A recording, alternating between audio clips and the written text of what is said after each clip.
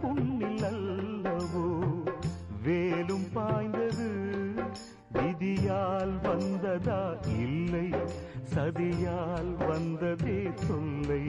விதியால் வந்ததா இல்லை, சதியால் வந்ததே தொல்லை.